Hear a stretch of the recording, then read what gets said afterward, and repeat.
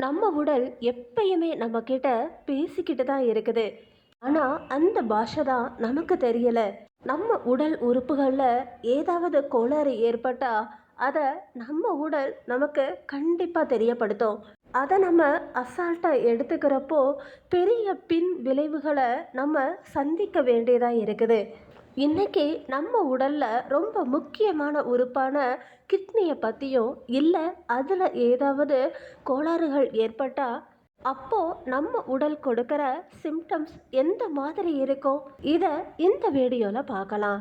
அது மட்டும் இல்லாம நம்ம கிட்னியை எப்படி சுத்தமா வச்சுக்கணும், அதை ஆரோக்கியமா வச்சுக்கிறதுக்கு நம்ம எந்த மாதிரியான உணவுகளை எடுத்துக்கணும் இதை இந்த வீடியோல பார்க்கலாம். ஸோ வீடியோவை எங்கேயுமே ஸ்கிப் பண்ணாம ஃபுல்லா பாருங்க. நம்ம சேனலை இப்போதான் ஃபர்ஸ்ட் டைம் பார்க்குறீங்கன்னா சப்ஸ்கிரைப் பண்ணி பக்கத்தில் இருக்கிற பெல் ஐக்கானையும் கிளிக் பண்ணுங்க. கிட்னியில் ப்ராப்ளம் வந்துச்சுன்னா இதில் தெரிகிற முக்கியமான அறிகுறி என்னன்னா, யூரின் போகிறப்போ நிறையா வர்றது. புரோட்டீன் அதிகமாக இருக்கிறப்போ இந்த மாதிரி யூரின்ல நுரை அதிகமாக இருக்கும். சாதாரணமாக யூரின்ல புரோட்டீன் இருக்காது.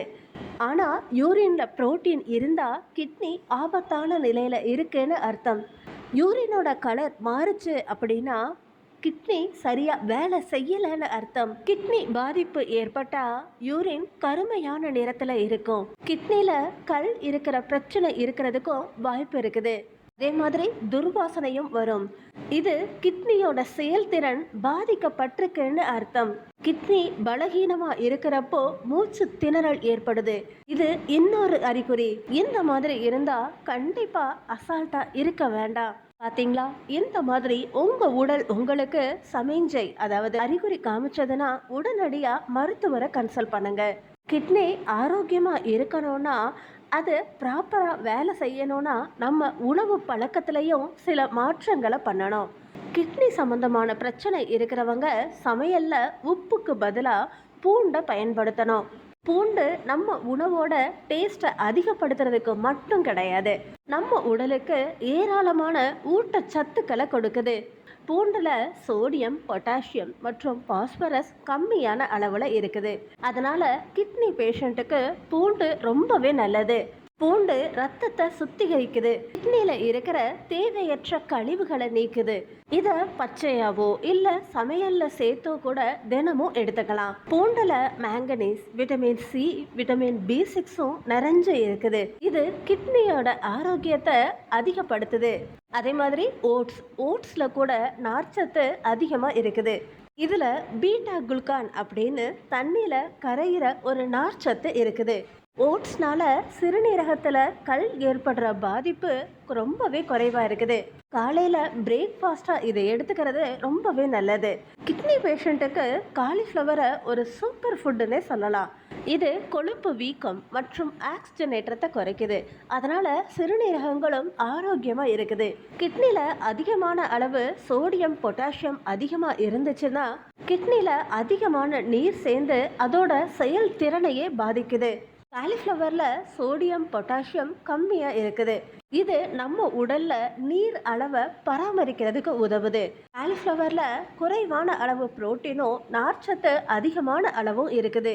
அதனால உங்க உடல்ல இருக்கிற நச்சுக்களை சுத்தம் பண்ணி சிறுநீரகங்களுக்கு ஹெல்ப் பண்ணுது. இதுல விட்டமின் சி, ஃபோலிக்கும் அதிகமா இருக்குது. அதனால நம்ம உடல் நச்சுக்களோட எதிர்த்து போராடுறதுக்கு ஹெல்ப் பண்ணுது.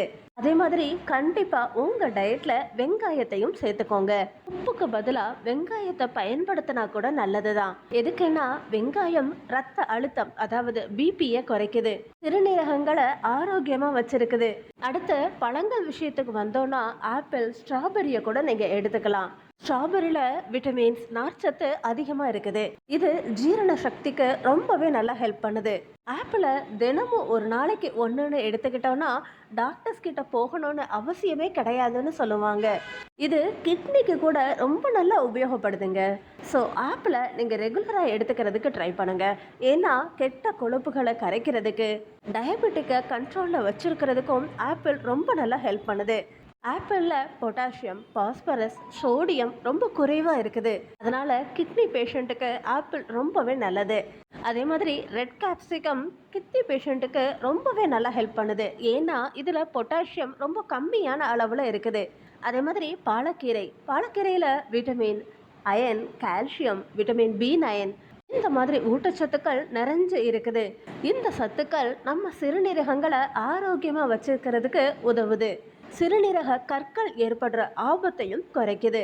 நீங்க பாலக்கீரையை காய்கறி கூடவோ இல்ல பருப்போடவோ செஞ்சு சாப்பிடலாம். அதே மாதிரி பாதாம்ல மெக்னீசியம் அதிகமா இருக்குது. இது கிட்னி ஆரோக்கியத்தை பாதுகாக்கிறதுல ரொம்பவே நல்லது. அது மட்டும் இல்லாம உயர் ரத்த அழுத்தத்தை குறைக்கிறதுக்கும் ஹெல்ப் பண்ணுது. பாதாம் பருப்புல கலோரிஸ் ரொம்பவே அதிகமா இருக்குது. அதனால இதை கம்மியாவே எடுத்துக்கோங்க. இதில் இருக்கிற காய்கறிகள் மற்றும் பழங்களை நிச்சயமாக உங்களோட உணவில் நீங்கள் சேர்த்துக்கணும். இதனால் உங்கள் சிறுநீரகங்கள் ஆரோக்கியமாக இருக்கும். சிறுநீரகம் சம்பந்தமான பிரச்சனைகளும் வராமல் இருக்கும். அதே மாதிரி ஒரு தடவை டாக்டரை சந்திச்சு உங்களோட உணவு பழக்க வழக்கங்களை என்னென்ன மாற்றங்கள் கொண்டு வரலாம் அப்படின்னு கன்சல்ட் பண்ணிக்கிறது ரொம்பவே நல்லது. உங்களோட புரிதலுக்காக மட்டும்தான் இந்த விவரங்களை நம்ம கொடுத்துருக்கோம். உங்களுக்கு கிட்னி சம்பந்தமான பிரச்சனைகள் இருந்துச்சுன்னா நிச்சயமா நீங்க முதல்ல டாக்டரை கன்சல்ட் பண்ணணும்.